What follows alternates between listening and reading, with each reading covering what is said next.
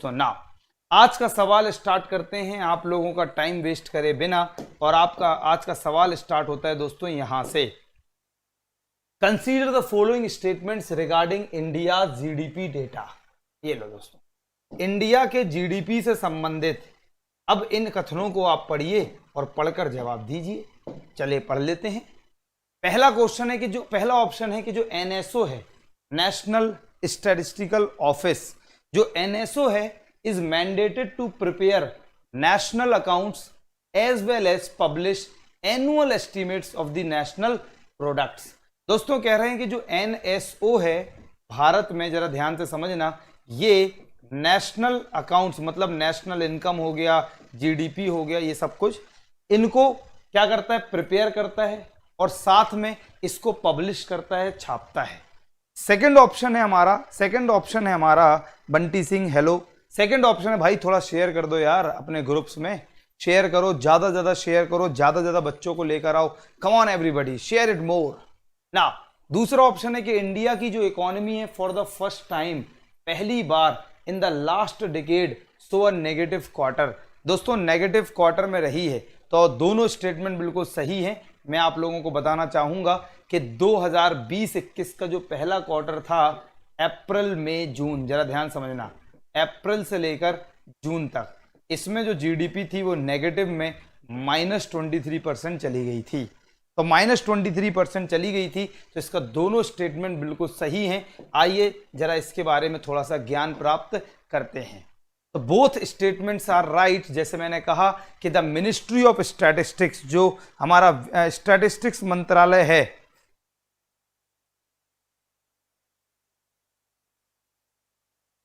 तो जो ministry of statistics है दोस्तों, जस्ट गिव मी अ सेक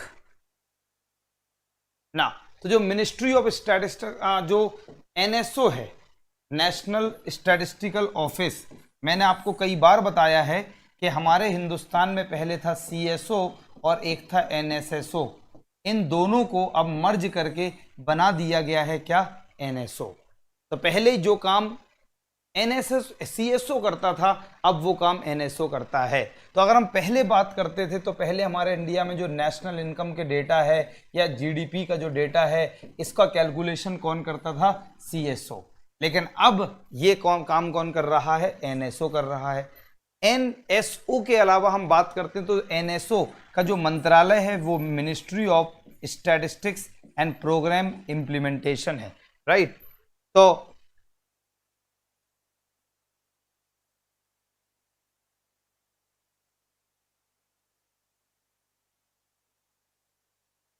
नाउ दोस्तों, ministry of statistics and programme implementation, तो अगर हम बात करते हैं जो मॉस्पी हमारा मंत्रालय, ministry of statistics and programme implementation, इसकी दो विंग्स हैं। आज थोड़ा सा और डिटेल में चलेंगे। आप बहुत दिन बाद मिले हैं सर, मिले हैं आपसे आज, बंटी सिंह, ओके। कहाँ से जानते हो, कैसे जानते हो, जरा बताइए बंटी। देखो दोस्तों, अगर हम बात करते हैं कि जो मॉस्पी है इसकी दो विंग्स हैं, आज थोड़ा और डिटेल में समझो। Ministry of statistics and programme implementation, इसकी दो विंग्स हैं। एक विंग स्टैटिस्टिक्स से रिलेटेड है, इसलिए इसका नाम मिनिस्ट्री ऑफ, देखो, मिनिस्ट्री ऑफ स्टैटिस्टिक्स, और दूसरी विंग प्रोग्राम इंप्लीमेंटेशन से रिलेटेड है। तो इसकी दो विंग्स हैं। जो स्टैटिस्टिक्स विंग है, ये जो स्टैटिस्टिक्स विंग है, इसका काम क्या है, कॉल्ड द एनएसओ। ये जो एनएसओ आता है ना, एनएसओ, ये दोस्तों ministry of statistics and programme implementation में दो अलग अलग ब्रांचेस हैं। एक मिनिस्ट्री ऑफ एक स्टैटिस्टिक्स का काम करती है, एक प्रोग्राम इंप्लीमेंटेशन का काम करती है। तो जो नेशनल, नाम भी देखो, नेशनल स्टैटिस्टिकल ऑफिस, तो किसके अंदर आएगा, स्टैटिस्टिक्स के अंदर आएगा। तो जो नेशनल स्टैटिस्टिकल ऑफिस है, ये दोस्तों स्टैटिस्टिक्स विंग्स में आता है। इसका काम क्या है, हाँ, अब एनएसओ में मैंने बताया ये कंप्राइजेस सीएसओ और एनएसओ, इन दोनों को इसमें शामिल कर लिया गया है। आगे बात कर लेते हैं दोस्तों, एनएसओ क्या करता है, एनएसओ का काम क्या है, फंक्शंस क्या क्या है, prepares national account. Number 1 point copy में नोट कर लो। इसका काम क्या है, सबसे पहला काम है कि जो नेशनल अकाउंट्स हैं, मतलब GDP MP, NDP MP, GNP MP, NNP MP, GDPFC, NDPFC, GNPFC, NNPFC। तो इन सारी चीज़ों का जो मेजरमेंट है, इन सारी चीज़ों का जो मापन है, वो काम कौन करता है? इनके एस्टिमेट्स को प्रिपेयर करने का काम किसका है? NSO का है। और साथ में दोस्तों इसको पब्लिश करने का काम भी किसका है? NSO का है। मतलब प्रिपेयर भी करता है ये आंकड़ों को, तैयार भी करता है और साथ में पब्लिश मतलब छापता भी है, मतलब लोगों को भी बताता है कि इस समय हमारे देश में इतना GDP है, इतना GNP है। मुझे लग रहा है आप लोग मेरी बात को समझ गए। भावेश क्या कहना चाह रहे हैं आप? भावेश, ये इमोजी का मतलब मैं समझा नहीं, इस इमोजी का मतलब क्या है ना। इंडिया की इकोनॉमी की बात करें तो वो 23.9% दोस्तों कॉन्ट्रैक्टेड, देखो कॉन्ट्रैक्टेड का मतलब है नेगेटिव में रही। 23.9% जो क्वार्टर एंड हुआ जून में, मतलब अप्रैल में जून 2020 की। और मैं बता दूं ये सबसे ज्यादा, मतलब पहली बार हिंदुस्तान में ऐसा हुआ कि नेगेटिव 23%, ऑलमोस्ट 24% नेगेटिव GDP पहुंच गई। आगे बात करते हैं दोस्तों, डेटा रिलीज्ड बाय NSO। जो NSO डेटा रिलीज करता है वो अभी हाल फिलहाल में उसने बताया कि हमारे इंडिया में जो मैन्युफैक्चरिंग है, जो construction and trade sector experienced massive contraction. अगर हम लोग बात करते हैं, देखिए ये है, जरा यहां से जरा समझना, ये है टेक्निकल क्वेश्चन। अब इस टेक्निकलिटी को मैं सॉल्व करता हूं। देखिए एग्जाम में और कहां से क्वेश्चन आते हैं। जो लोग मेरी क्लास में रेगुलर आते हैं उन्हें पता है कि I am a very exam oriented talker teacher, जो भी कह लो भाई, सिर्फ एग्जाम से रिलेटेड बातें होती हैं। जरा ध्यान समझना एक बात और, कि जो मैन्युफैक्चरिंग सेक्टर हो गया है ना, एक कंस्ट्रक्शन हो गया, दूसरा सेक्टर क्या है? कंस्ट्रक्शन सेक्टर, और तीसरा क्या है? ट्रेड सेक्टर, जो व्यापार से रिलेटेड है। तो जो मैन्युफैक्चरिंग सेक्टर है वो लगभग 39.3% कॉन्ट्रैक्ट हुआ है, मतलब उसमें नेगेटिव ग्रोथ रेट देखी गई। कंस्ट्रक्शन सेक्टर में 50.3% और ट्रेड सेक्टर में 47%। दोस्तों ये देखिए, आप लोगों के एग्जाम में प्रीलिम्स में ये क्वेश्चन बन सकता है यहां से, कि अगर हम लोग बात कर रहे हैं कि हमारा चाहे मैन्युफैक्चरिंग सेक्टर हो, कंस्ट्रक्शन सेक्टर हो या ट्रेड हो, इन तीनों के तीनों सेक्टर में हमने देखा कि जो ग्रोथ रेट है वो बहुत नेगेटिव हो रही है। The last contraction of the economy occurred in 1979-80 में, जब GDP श्रैंक हुआ था, मतलब नेगेटिव में गया था 5.2%। जरा ध्यान से समझना, जो 2020-21 में हमने देखा ना, just because of the pandemic, इस जो पैंडेमिक हुआ कोविड-19 का, इस पैंडेमिक से इंडिया की GDP बहुत ज्यादा डाउन हो गई दोस्तों। क्यों? क्योंकि लगभग कई महीनों तक लगातार देश में प्रोडक्शन ही नहीं हुआ, और GDP is all about production, the sum total of market value of all final goods and services produced with in the domestic territory of a country during one financial year. दोस्तों एक वित्तीय वर्ष में, एक financial year में एक देश के अंदर टोटल प्रोडक्शन कितना होता है, उसे हम कहते हैं GDP। तो GDP कैसे होगी भाई साहब, प्रोडक्शन हुआ ही नहीं। तो ये बातें आपको समझ में आ गई। जो लास्ट टाइम जो कम GDP हुई थी वो 79-80 में हुई थी, और वो भी 5.2%। बोलो दोस्तों, जल्दी से अपना थम्स अप करो और बताओ कॉन्सेप्ट क्लियर हो गया या नहीं। ये वाला कॉन्सेप्ट क्लियर हुआ तो हम आगे चलते हैं। ओके, प्रोड्यूस्ड, ओके सही ना। तो आगे देखिए, आप लोग मेरा प्रोमो कोड यूज कर सकते हैं दोस्तों, BKR10 for unlocking everything on the Unacademy app. Now कुछ भी आप अनलॉक कर सकते हैं, कुछ भी जाके पढ़ सकते हैं, कोर्स को सब्सक्राइब कर सकते हैं, इस कोर्स को, इस कोड से किसी और को भी सब्सक्रिप्शन दिलवा सकते हैं।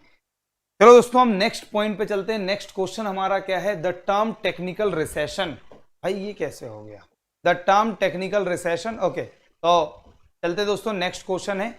नंबरिंग थोड़ी सी गलत हो गई, ये 2 था, कोई बात नहीं, नंबरिंग से क्या रखा। देखो टेक्निकल रिसेशन क्या होता है, ये कह रहा है टेक्निकल रिसेशन। बढ़िया शानदार पॉइंट है। रिसेशन तो सबने सुना, मंदी, मैंने भी आपको बताया। ट्रेड साइकिल के बारे में मैंने आपको पढ़ाया कि व्यापार चक्र क्या होता है। ट्रेड साइकिल में मैंने आपको बताया कि इसे हम क्या कहते हैं। तो ट्रेड साइकिल आपको समझाई थी कि जब इकोनॉमी नीचे गिरती है तो इस फेस को हम लोग रिसेशन कहते हैं। लेकिन यहाँ पर टर्म आया टेक्निकल रिसेशन। ये क्या होता है? टेक्निकल रिसेशन क्या होता है? Plenty of helpful data sir, thanks, मेरा एग्जाम है 5 को। ओके सपना, गॉड ब्लेस यू। देखिए दोस्तों, technical recession was recently in news. अब ये टेक्निकल रिसेशन है क्या? तो पहला स्टेटमेंट कह रहा है कि GDP of the economy increasing while global GDP decreasing. कह रहा है कि हमारे देश की इकोनॉमी की जो जीडीपी है वो इंक्रीज हो रही है और पूरे वर्ल्ड की जीडीपी डिक्रीज हो रही है। इसे टेक्निकल रिसेशन कहेंगे। दूसरा कह रहा है कि economic output reducing for 2 consecutive quarters. अगर दोस्तों 2 लगातार क्वार्टर्स में, जैसे इंडिया के 4 क्वार्टर्स होते हैं, अप्रैल मई जून, जुलाई अगस्त सितंबर, अक्टूबर नवंबर दिसंबर एंड जनवरी फरवरी फिर मार्च। दोस्तों ये इंडिया के 4 क्वार्टर होते हैं, क्वार्टर 1, क्वार्टर 2, क्वार्टर 3, क्वार्टर 4। सवेरे का समय है, कोई और क्वार्टर मत सोचने लगना, नहीं तो झूमने लगो सोच के ही। ये 3-3 महीने वाले क्वार्टर है भाई। तो देखिए दोस्तों, अगर हम लोग बात कर रहे हैं कि कह रहा है कि अगर मान लो 2 लगातार क्वार्टर में, जैसे अप्रैल मई जून और जुलाई अगस्त सितंबर, ये 2 लगातार क्वार्टर में अगर किसी भी देश की इकोनॉमी गिरती है तो उसे टेक्निकल रिसेशन कहा जाता है। तीसरा स्टेटमेंट देख लेते हैं। ये कह रहा है increase in supply despite low demand in the economy. दोस्तों सप्लाई इंक्रीज होती जा रही भले ही इकोनॉमी में डिमांड कम हो। तीसरा स्टेटमेंट कह रहा है कि economic output of the manufacturing sector, जो हमारा प्रोड्यूसिंग सेक्टर है, जो हमारा मैन्युफैक्चरिंग सेक्टर है, उसका जो प्रोडक्शन, उसका जो आउटपुट है वो रिड्यूस हो रहा है। While the primary and the tertiary sector keeps growing. लेकिन जो प्राइमरी सेक्टर है और जो टर्शरी सर्विस सेक्टर है ये ग्रो कर रहा है, ये डाउन आ रहा है। अब टेक्निकल रिसेशन किसे कहेंगे तो मैं बता दूं, पॉइंट नंबर 2, जब अगर किसी भी देश की इकोनॉमी में लगातार 2 क्वार्टर्स में इकोनॉमी डाउन होने लगती है तो इसे हमने टेक्निकल रिसेशन कहा। इसे टेक्निकल रिसेशन किसने कहा मैं ये भी बता देता हूं आपको, जरा ध्यान से समझना। दोस्तों जो रिजर्व बैंक ऑफ इंडिया ने अपना एक मंथली बुलेटिन निकाला था, मंथली बुलेटिन, और वो भी in the first half of 2020-21 के फर्स्ट हाफ में, फर्स्ट हाफ मतलब जनवरी से लेकर अप्रैल मई जून जुलाई अगस्त सितंबर, तो जनवरी से लेकर अप्रैल से लेकर सितंबर तक ये होता है फर्स्ट हाफ, और अक्टूबर से लेकर फिर मार्च तक ये होता है सेकंड हाफ इकोनॉमी का। तो आप लोग पहले इकोनॉमी से रूबरू होइए, इकोनॉमी के कॉन्सेप्ट को समझिए। तो फर्स्ट हाफ था हमारे देश का अप्रैल मई जून जुलाई अगस्त सितंबर। तो इस फर्स्ट हाफ में जो मंथली बुलेटिन आया, इसमें आरबीआई ने अपने मंथली बुलेटिन में कहा कि भैया इकोनॉमी में टेक्निकल रिसेशन चल रहा है, टेक्निकल रिसेशन चल रहा है। इसने कहा for the first time in its history with quarter 2, जो क्वार्टर 2 की बात करें 2020-21, जो क्वार्टर 2 था 2020-21 का, मतलब जुलाई अगस्त सितंबर के महीने में, is likely to record the second successive quarter of GDP contraction. मतलब दोस्तों कि अगर हम बात करें कि अप्रैल में जून और जुलाई अगस्त सितंबर 2020-21 में जो जुलाई अगस्त सितंबर वाला सेकंड क्वार्टर था वो पहली बार ऐसा हुआ का नहीं, इसने कहा फर्स्ट हाफ जो था first time in its history, इतिहास में पहली बार ऐसा हुआ कि 2 क्वार्टर में जो जीडीपी है वो लगातार कॉन्ट्रैक्ट होता रहा। और वहां पर आरबीआई ने अपने मंथली बुलेटिन में कहा कि ये है इकोनॉमी में टेक्निकल रिसेशन। क्योंकि क्या होता है इकोनॉमी में, नए नए शब्द पैदा होते रहते हैं। 2011 का बजट पेश हो रहा था, पी चिदम्बरम साहब ने कह दिया कि अब हमारे देश की इकोनॉमी में इफेक्टिव रेवेन्यू डेफिसिट आएगा। भाई साहब पहले होता था फिस्कल डेफिसिट, राजकोषीय घाटा, रेवेन्यू डेफिसिट, राजस्व घाटा, प्राइमरी डेफिसिट, प्राथमिक घाटा। बाद में दोस्तों एक नया शब्द आ गया, इफेक्टिव रेवेन्यू डेफिसिट। तो इकोनॉमी में जो महान लोग हैं, ये लोग नए नए शब्द को पैदा करते रहते हैं। तो technical recession is a very recent and new term in the dictionary of economy. मेरे पास जितनी भी इकोनॉमिक्स की डिक्शनरी उनमें ये टर्म नहीं लिखा, लेकिन अब जो नेक्स्ट एडिशन आएगा उसमें ये टर्म छप के आएगा। तो इस तरीके के क्वेश्चंस एग्जाम में आते हैं। राइट नाउ इसके अलावा अगर बात करते हैं ओके भाई साहब शुक्ला जी, एंड दिस अप्रैल 2021-22 में डिक्लेयर किया है कि हम रिसेशन से बाहर आ गए हैं क्योंकि थोड़ा इकोनॉमी ग्रो कर रही है। तो टेक्निकल रिसेशन एक टर्म यूज किया गया जहां पर 2 कॉन्जिक्यूटिव क्वार्टर्स में क्या हो, आउटपुट हमारा डिक्लाइन होता है, देश का प्रोडक्शन कम होता है, या आप कह सकते हैं देश की जो जीडीपी है वो कम होती है। टेक्निकल रिसेशन मतलब डिक्लाइन इन जीडीपी, रिसेशन का मतलब टेक्निकल रिसेशन और रिसेशन इन दोनों में अंतर क्या है। तो जब सिर्फ जीडीपी में कमी होगी, ध्यान सुनना, जब सिर्फ जीडीपी कम होगा 2 लगातार क्वार्टर्स में तो हम इसे टेक्निकल रिसेशन कहेंगे। और अगर मान लो पूरे देश में इकोनॉमिक एक्टिविटीज पूरे देश की जो आर्थिक गतिविधियां हैं वो लगातार कम होती जाएं तो उसे हम रिसेशन कहते हैं। तो recession is a broader term than the technical recession, क्योंकि टेक्निकल रिसेशन सिर्फ जीडीपी के बारे में बताता है। So that's it. बोलो क्लियर है ना। आगे चलते हैं, नेक्स्ट देखते हैं। नेक्स्ट क्वेश्चन आज का क्या है कि इन स्टेटमेंट्स को देखिए। India is the largest fish producing country in the world. दोस्तों भारत पूरे विश्व में सबसे बड़ा फिश प्रोड्यूसिंग कंट्री है। दूसरा स्टेटमेंट कह रहा है कि फिशरी सेक्टर जो भारत का है वो contributes more than 5% to the gross value added. जो भी हमारे देश का जीवीए है, ग्रॉस वैल्यू एडेड है, इसका भी लंबा चौड़ा फॉर्मूला होता है। इसका ग्रॉस वैल्यू एडेड का मतलब होता है value of output minus intermediate consumption. बहुत लंबा चौड़ा, किसी और दिन बताएंगे दोस्तों। Value of output minus intermediate consumption, इसका एक बहुत लंबा चौड़ा फॉर्मूला होता है। इंटरमीडिएट कंजम्पशन क्या होता है, value of output sales minus change in stock. ये सब क्या चीजें हैं तो आपको समझाएंगे, राइट। तो अभी हमारा जीवीए पार्ट नहीं चल रहा, बस अब जीवीए को ही आप लोग समझ लो जीडीपी अभी फिलहाल अभी के लिए। वैसे जीवीए और जीडीपी एमपी दोनों एक ही बातें होती हैं, इसको अभी के लिए जीडीपी समझ लो। जो फिशरीज सेक्टर है हमारे हिंदुस्तान में वो 5% कॉन्ट्रीब्यूट 5% से भी ज्यादा। तो दोस्तों स्टेटमेंट्स की अगर बात करें तो हमारे दोनों स्टेटमेंट इनकरेक्ट हैं। दोनों स्टेटमेंट इनकरेक्ट हैं क्योंकि चाइना, इंडिया नहीं चाइना। दोस्तों देखिए फिशरीज एंड एक्वाकल्चर की अगर बात करें तो हमारे हिंदुस्तान में करोड़ों लोगों को यहां पर जॉब मिलती है, करोड़ों लोगों की रोजी रोटी चल रही होती है, करोड़ों लोगों को न्यूट्रिशन मिलता है। अगर हम एक्सपोर्ट अर्निंग की बात करें फिशरीज सेक्टर से तो लगभग 46,662 करोड़ ड्यूरिंग 19-20। 2019-20 में अगर हम लोग बात करें तो लगभग 46,662 करोड़ रुपए का हमने यहां से अपना रेवेन्यू अर्न करा है। इंडिया सबसे बड़ा नहीं, India second largest fish producing country है, क्योंकि सबसे बड़ी जो फिश प्रोड्यूसिंग कंट्री है वर्ल्ड में वो क्या है, चाइना है।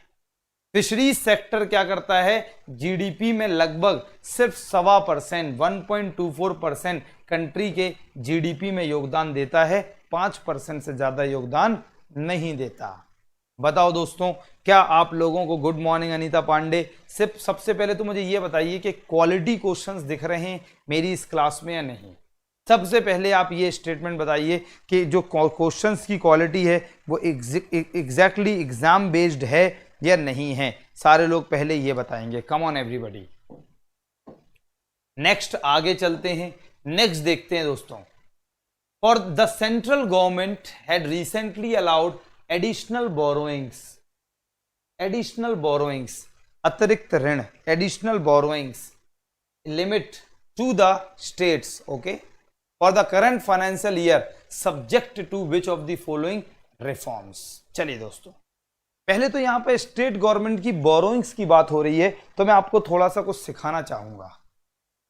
अगर हम अपने इंडियन कॉन्स्टिट्यूशन में बात करें, भारतीय संविधान में बात करें, तो जो सेंट्रल गवर्नमेंट है, जो केंद्र सरकार है, ये भी बोरो करता है, और जो स्टेट गवर्नमेंट्स हैं, जो राज्य सरकार हैं, वो भी पैसा उधार लेते हैं। जो सेंट्रल गवर्नमेंट बोरो करता है, जो केंद्र सरकार बोरो करता है, वो आता है आर्टिकल नंबर 292 में, और जो स्टेट गवर्नमेंट बोरो करते हैं वो करते हैं according to the article number 293। थोड़ा सा ये ज्ञान प्राप्त कर लो। केंद्र सरकार अनुच्छेद नंबर 292 के द्वारा बोरो कर सकते हैं, ये हमारा भारतीय संविधान कहता है। स्टेट गवर्नमेंट 293 आर्टिकल के जरिए बोरो कर सकते हैं। तो हमारा स्टेटमेंट क्या कहता है दोस्तों, स्टेटमेंट कहता है कि जो स्टेट गवर्नमेंट को एडिशनल बोरोइंग्स की लिमिट बढ़ाई है करंट फाइनेंशियल ईयर में, तो वो कह रहा है कि किसके लिए। तो पहला, implementation of one nation one ration card system. दूसरा कह रहा है ease of doing business reform. दोस्तों ease of doing business reform की बात कर रहे हैं कि जो ease of doing business reform के लिए। और तीसरा स्टेटमेंट कह रहा है कि इंप्लीमेंटेशन ऑफ नेशनल, और जो न्यू एजुकेशन पॉलिसी आई है, जो नेशनल एजुकेशन पॉलिसी आई है, इसके बारे में कह रहा है। राइट। तो दोस्तों जरा ध्यान से देखेंगे और जरा इस स्टेटमेंट को समझेंगे। अभी हम 2020 की बात करें, बिल्कुल रिसेंटली 2020 में, जरा ध्यान समझना। मई 2020 की बात अगर हम करें तो कोविड-19 पैंडेमिक, जो सेंट्रल गवर्नमेंट ने मई 2020 में अलाउ कर दिया additional borrowing limit up to 2% of the state. देखो दोस्तों, जैसे ग्रॉस डोमेस्टिक प्रोडक्ट, ये पूरे देश का जीडीपी होता है, ऐसी हर स्टेट का भी एक स्टेट ग्रॉस डोमेस्टिक प्रोडक्ट निकलता है कि हर एक स्टेट में भी कितना जीडीपी निकल रहा है। तो अगर हम लोग बात करते हैं तो 2% अपने gross state gross domestic product का राज्य जो है 2020-21 के लिए अपने एसजीडीपी का 2% तक वो एडिशनल उधार ले सकते हैं। 1% of this is subject to implementation of the following 4 specific state level reforms. दोस्तों इसका जो 2% वो उधार लेगा, उसका 1% वो कहां पर यूज करेगा, तो 1% वो one nation one ration card system पर, ease of doing business reform पर, urban local body utility reforms पर, पावर सेक्टर रिफॉर्म्स पर। मतलब 0.25% each, 0.25% ONORP one nation one ration card, ONORC। इसके अलावा दोस्तों जो हमारा ease of doing business reforms हो रहे हैं हर एक स्टेट में, ease of doing business reforms का मतलब है हमारी जो सेंट्रल गवर्नमेंट है वो सभी राज्यों से कह रही है कि आप लोग अपने स्टेट की पॉलिसीज कुछ इस तरीके से बनाएं कि अगर कोई कंपनी नया एस्टैब्लिशमेंट करना चाहे, कोई कंपनी अपनी नई कंपनी खोलना चाहे तो वो आसानी से खोल सके। जो नियम है, कानून है, उन्हें सरल बनाओ। Ease of doing business, urban local body या यूटिलिटी रिफॉर्म, जो शहर में जो लोकल बॉडीज हैं या यूटिलिटी रिफॉर्म्स का मतलब वाटर सप्लाई हो गया, apart of that road connectivity हो गई, अपार्ट ऑफ दैट जो क्या बोलते हैं घरों में गैस पाइपलाइन आ रही हैं, जितनी भी चीज़ें हमारी, तो ये जो यूटिलिटी रिफॉर्म्स के लिए काम करना है। पावर सेक्टर रिफॉर्म्स, जैसे राज्यों में लाइट की समस्या है, तो जो पावर सेक्टर रिफॉर्म्स हैं, इन 4 कामों के लिए कहा कि आप 2% ध्यान से समझना कि आप 2020-21 में जो भी आपका स्टेट ग्रॉस डोमेस्टिक प्रोडक्ट है उसका 2% आप उधार ले सकते हैं और उसका 1% इन 4 चीजों में आप लगाएंगे। So this is called the state government का न्यू कॉन्सेप्ट। बोलो क्लियर है? Pramod Kumar good morning. Next आगे चलते हैं कि which of the following constitute the internal debt of the central government. देखिए दोस्तों, केंद्र सरकार की इनमें से आंतरिक ऋण कौन कौन सी हैं? तो जो सेंट्रल गवर्नमेंट है, जो केंद्र सरकार है हमारी, जरा ध्यान से समझना। ये जो गवर्नमेंट की बोरोइंग्स है ना भाई साहब, गवर्नमेंट की जो बोरोइंग्स है ना, ये 2 तरीके की होती हैं। एक इंटरनल बोरोइंग्स, और दूसरा एक्सटर्नल बोरोइंग्स। एक्सटर्नल बोरोइंग्स, जो गवर्नमेंट की बोरोइंग्स हैं, ये 2 तरीके की हैं। इंटरनल देश के अंदर, एक्सटर्नल देश के बाहर, ये 2 तरीके की बोरोइंग्स हैं। इंटरनली गवर्नमेंट कहां से बोरो कर सकती है? आरबीआई से। इंटरनली गवर्नमेंट कहां से बोरो कर सकती है? पब्लिक से। एक्सटर्नली गवर्नमेंट कहां से बोरो करती है? IMF, world bank and other international financial institutions. और कहां से बोरो कर सकती है? तो किसी भी फॉरेन कंट्री, किसी भी विदेशी देश के पास जाके पहुंच गए कटोरा लेकर और कहा भैया दे दो पैसा। तो 2 तरीके से बोरो कर सकते हैं, एक इंटरनली, एक एक्सटर्नली। Internally, externally. तो क्वेश्चन हमसे ये पूछ रहा है कि हमारे देश की सरकार के इनमें से इंटरनल बोरो करने के कौन कौन से स्रोत हैं? तो पहला ऑप्शन है ट्रेजरी बिल्स, इन्हीं को शॉर्ट में टी बिल्स कहते हैं, बताएंगे आज आपको होता क्या है। दूसरा ऑप्शन है नॉन मार्केटेबल सिक्योरिटीज, जो नॉन मार्केटेबल सिक्योरिटीज हैं issued by the central government, जो केंद्र सरकार जारी करती है, नॉन मार्केटेबल सिक्योरिटीज। तो आइए दोस्तों ऑप्शंस अगर हम लोग बात करें तो कह रहा है सिर्फ 1, सिर्फ 2, सिर्फ 3 और सिर्फ 4, राइट। तो अगर हम लोग बात करते हैं कि इनमें से जो सेंट्रल गवर्नमेंट है उसकी इंटरनल बोरोइंग्स, तो दोस्तों इंटरनल बोरोइंग्स के ये दोनों स्रोत हैं, बोथ 1 और 2, ये दोनों स्रोत हैं। आइए अब ट्रेजरी बिल के बारे में अगर मैं आपको बात बताऊं तो आप लोगों ने कई बार सुना होगा, क्या सुना होगा? आप लोगों ने सुना होगा कि एक होता है जिसे हम लोग कहते हैं मनी मार्केट, मौद्रिक बाजार। तो इस मनी मार्केट, इस मौद्रिक बाजार में एक इंस्ट्रूमेंट होता है जिसे हम कहते हैं ट्रेजरी बिल, शॉर्ट में कहते हैं टी बिल, ट्रेजरी बिल्स ना। मनी मार्केट को कंट्रोल और रेगुलेट आरबीआई करता है। मनी मार्केट में शॉर्ट टर्म फाइनेंशियल नीड्स को पूरा किया जाता है, अल्पकालिक वित्तीय फाइनेंशियल नीड्स को पूरा किया जाता है। शॉर्ट टर्म का मतलब है यहां पर less than 1 year, short term का मतलब है 1 साल से कम। अब हम मनी मार्केट की बात करते हैं मौद्रिक बाजार में, तो एक इंस्ट्रूमेंट होता है ट्रेजरी बिल।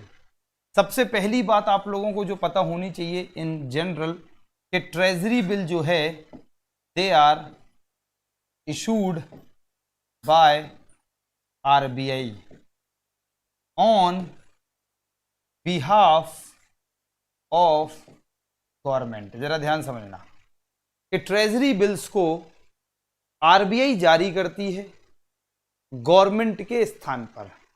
मतलब ट्रेजरी बिल को जारी करना था गवर्नमेंट को, लेकिन गवर्नमेंट ने कहा आरबीआई चलो तुम जारी कर दो, ओके, आरबीआई ने कहा। अब जरा समझना होता क्या है ट्रेजरी बिल। ट्रेजरी बिल कहते किसको हैं? ये तो सिर्फ आप एक शब्द हो गया, लेकिन आप इसका आज कॉन्सेप्चुअल टॉक करेंगे, थोड़ा सा आपको ज्ञान देंगे कि आखिर ट्रेजरी बिल है क्या, किसे कहेंगे ट्रेजरी बिल।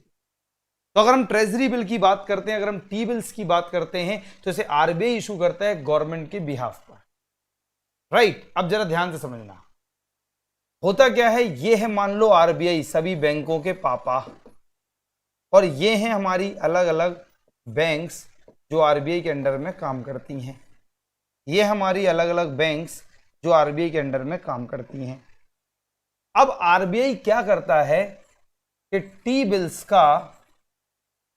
को ऑनलाइन बेचता है, ऑनलाइन सेल करता है, इनका ऑनलाइन ऑक्शन होता है।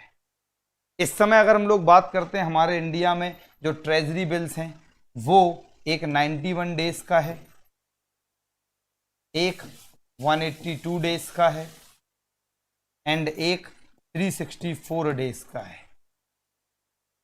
पहले कभी 7 दिन और 14 दिन के भी ट्रेजरी बिल हुआ करते थे, लेकिन आजकल सिर्फ 91 दिन, 182 दिन और 364 दिन, ये 3 तरीके के ट्रेजरी बिल्स भारत में होते हैं। अब जरा ध्यान से समझना, आरबीआई ने सभी बैंक से कहा कि ये लो भाई साहब ट्रेजरी बिल, इसको खरीदना हो तो खरीद लो। तो आप सोचो भाई साहब क्यों खरीदेंगी बैंक, जरूरत क्या है? तो मैं आपको बताना चाहूंगा कि जो ट्रेजरी बिल्स हैं, इतने सरल भाषा में समझाएंगे ना कि तुम्हें लगेगी नहीं तुम इकोनॉमिक्स पढ़ रहे। जो ट्रेजरी बिल्स हैं they are issued at discount. दोस्तों ये डिस्काउंट पर जारी होते हैं, बट रिडीम्ड एट पार। जरा समझना, जो ट्रेजरी बिल्स हैं they are issued at a discount but redeemed at par. मतलब ये डिस्काउंट पर जारी होते हैं, डिस्काउंट पर जारी होते हैं। इशूड एट डिस्काउंट का मतलब मान लो जैसे कोई भी ट्रेजरी बिल 2 लाख रुपए का है, जैसे कोई ट्रेजरी बिल है 2 लाख रुपए का, तो आरबीआई सभी बैंक से कहेगी बैंक एक काम करो आप ना 1,40,000 का ले लो। 2 लाख का ट्रेजरी बिल है, आरबीआई ने इसे मात्र 1,40,000 में जारी कर दिया। 2 लाख के ट्रेजरी बिल को 1,40,000 में जारी कर दिया। So this concept is called issued at discount, issued at discount but redeemed at par. ये क्या होता है? रिडीम्ड एट पार का मतलब है कि जब आरबीआई उसे वापस देगा बैंक्स को, मतलब क्या देखो कि जब अभी आरबीआई ने क्या किया, ट्रेजरी बिल को ऑनलाइन बेचा और कहा भाई साहब 2 लाख का है, आप लोग 1,40,000 दो और ये ट्रेजरी बिल अपने पास रख लो। आरबीआई ने कहा ठीक है, तो बैंक ने ट्रेजरी बिल को 1,40,000 में खरीद लिया और दोस्तों आरबीआई को 1,40,000 रुपए दे दिए, ट्रेजरी बिल मिल गया।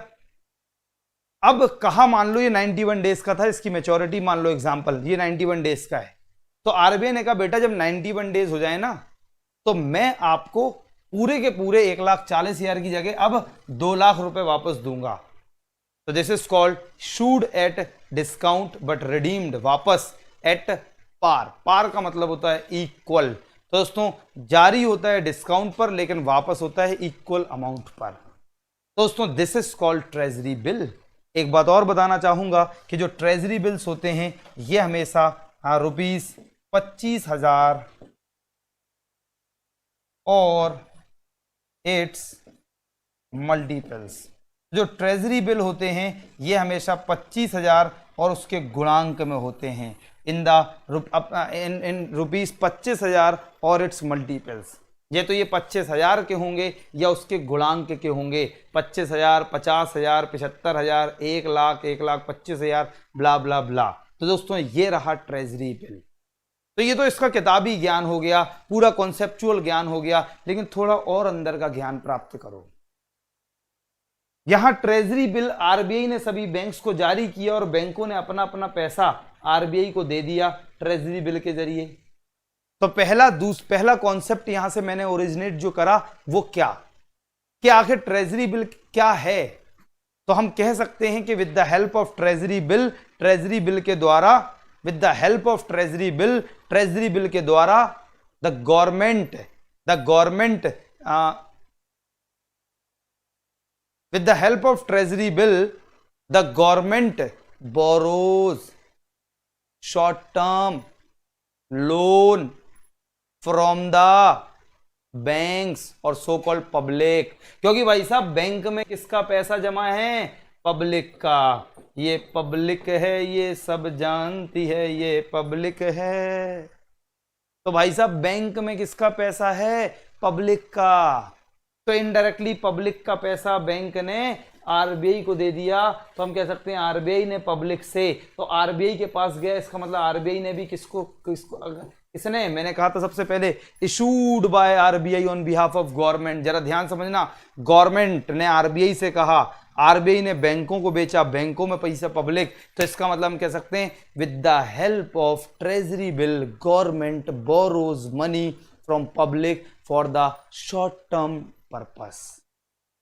बताओ दोस्तों कॉन्सेप्ट दिमाग में बहुत शानदार तरीके से सेट हो गया है नहीं कि with the help of treasury bill के द्वारा जो भारत की सरकार है वो लोगों से शॉर्ट टर्म के लिए पैसा उधार लेती है, इसे हम ट्रेजरी बिल कहते हैं। दूसरा कॉन्सेप्ट कि ट्रेजरी बिल जारी क्यों किया जाता है, ट्रेजरी बिल का पर्पस क्या है? एक तो उधार लेना और दूसरा to maintain the liquidity in the economy, अर्थव्यवस्था में तरलता को मेंटेन करना, लिक्विडिटी को मेंटेन करना। लिक्विडिटी का मतलब होता है द मनी अवेलेबिलिटी, जो कैश अवेलेबिलिटी, जो पैसा है। तो दोस्तों this is called the liquidity maintain करना। कैसे? आरबीआई ने देखा कि पूरे देश में मनी सप्लाई बहुत ज्यादा हो गई, लोगों के पास बहुत ज्यादा पैसा है, लोगों के पास बहुत ज्यादा मनी है, तो आरबीआई ने क्या किया, इसे मोर डिस्काउंट रेट में इशू कर दिया। ज्यादा डिस्काउंट रेट में इशू कर दिया। आरबीआई ने कहा भाई साहब 2 लाख का है, बीनो छांटो उठाओ 1,10,000 में। ओ भाई साहब बैंक्स भड़बड़ा जाएंगी, बैंक्स कहेंगी ओ भाई साहब 91 डेज 1 लाख रुपए जमा करो, आरबीआई बाद में 2 लाख देगा। तो सभी बैंक्स दनादन अपना अपना पैसा कहां रख देंगी? आरबीआई के पास रख देंगी। जब सभी बैंक्स अपना पैसा आरबीआई के पास रख देंगी भाई साहब, तो बैंकों का पैसा आरबीआई के पास चला जाएगा, मनी सप्लाई एब्जॉर्ब हो जाएगी इकोनॉमी से, मनी सप्लाई कम होगी, तो जो इन्फ्लेशन की समस्या हो रही थी, जो मुद्रास्फीति महंगाई की समस्या हो रही थी, वो कंट्रोल हो जाएगी। बताओ दोस्तों ईमानदारी से क्या कॉन्सेप्ट क्लियर हुआ है? नहीं। सपना कह रही हैं कि very nice explanation to the point, thank you so much.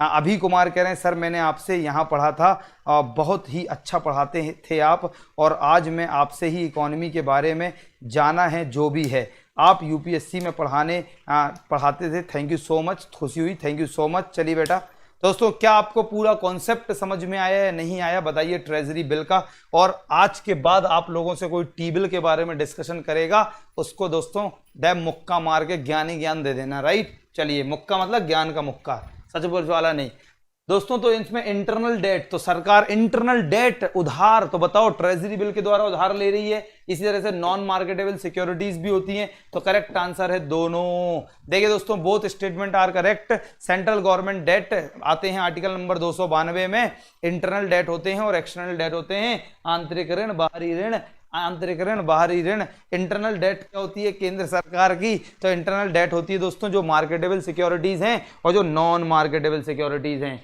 Marketable और नॉन मार्केटेबल सिक्योरिटीज दोनों से इंटरनल डेट होती है। इंटरनल डेट की अगर हम लोग बात, तो मैंने कहा 2 डेट हैं, एक इंटरनल और एक एक्सटर्नल। इंटरनल डेट और एक्सटर्नल डेट का मतलब मैंने आपको समझा दिया, इंटरनल आपको बताया, एक्सटर्नल भी आपको बताया। मार्केटेबल सिक्योरिटीज दोस्तों क्या होती हैं? तो मार्केटेबल सिक्योरिटीज में कभी बहुत डिटेल में पढ़ाएंगे, ये आपके सामने रहा। एक मनी मार्केट सिक्योरिटी, एक कैपिटल मार्केट सिक्योरिटी, एक डेरिवेटिव्स और indirect investment. Money market securities में बताएंगे treasury bill, euro dollars, commercial paper, negotiable certificates, bankers acceptance, purchase agreement. Capital market securities में fix income securities, bonds, treasury notes and bonds, federal agency securities, municipal bonds, corporate bonds, common stocks, preferred stocks. Derivatives में आते हैं options, futures, rights and warrants. बताएंगे आपको ये क्या है, options क्या है, futures, indirect investment, unit trust, investment trust, hedge funds. दोस्तों non marketable securities, saving account. भाई साहब आपका सेविंग अकाउंट है, जल्दी बताइए, आप अपने सेविंग अकाउंट को बेच सकते? क्या बेच सकते? आपका सेविंग अकाउंट है, आपका पैसा है पर्सनल, आपने कहा भाई साहब एक काम करो मेरा सेविंग अकाउंट ना तुम खरीद लो यार, क्या बेच सकते? नॉन मार्केटेबल है दोस्तों, this is called saving account. Government के सेविंग जो बॉन्ड्स होते हैं, नॉन नेगोशिएबल सर्टिफिकेट, नेगोशिएबल जो नॉन नेगोशिएबल हो, सर्टिफिकेट ऑफ डिपॉजिट, सीओडी, बताएंगे आपको बैंक में जमा होता है ये।